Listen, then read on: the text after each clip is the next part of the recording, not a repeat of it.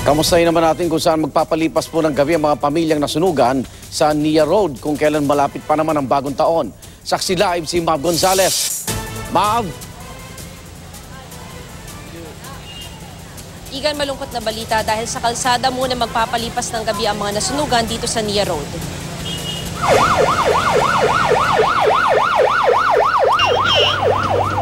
Hindi mapigilang maiyak ni Renalyn pag naiisip na malamang na sa kalsada magbagong taon ang pamilya niya. Kasama kasi ang bahay nila sa mga nasunog sa Nia Road sa Quezon City ngayong gabi. Wala po kaming kahit pirasong gamit. Wala po. Wala po talaga ako nakuha kahit mga requirements po namin. Suot-suot lang po ang nailigtas po namin, mag-iina po ang damit namin.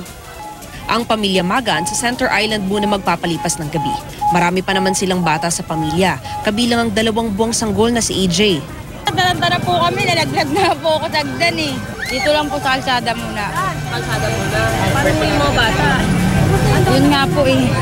Kalsada lang din.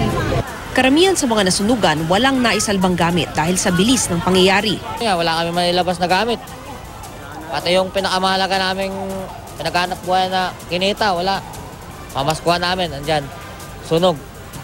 Mga gamit namin na importante, wala. Yun lang po yung ano namin.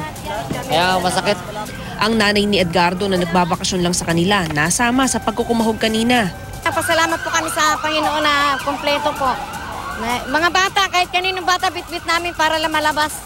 Nailabas. Pati yung mga hindi ninyo kasama sa bahay na Oo, meron po yung isang bata, inahanap nga po nila. Sa amin kasi, importante ang buhay.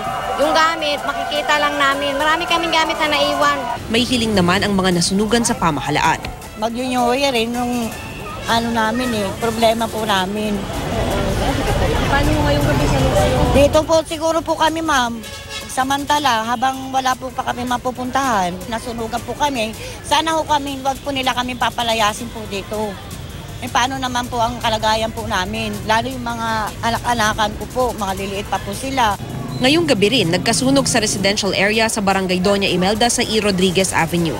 Dagdag sa mga sunog ngayong Disyembre, kabilang sa Digos Public Market sa Davao del Sur at sa isang residential area sa Zamboanga City. Hindi bago ang mga sunog tuwing Kapaskuhan. May pagkakataon pa ngayong ikatlo ang Disyembre sa mga buwan na pinakamadalas ang sunog. At ingat lalo sa mismong pagsalubong sa bagong taon dahil sa mga nakaraan, nasa double digit ang bilang niyan. Igan, hiling naman ng mga taga rito na kung maaari may padala sa kanila ng pagkain at damit dahil marami sa kanila ang wala talagang naisalbang gamit. At live mula rito sa Quezon City, ako si Mav Gonzales, ang inyong saksi.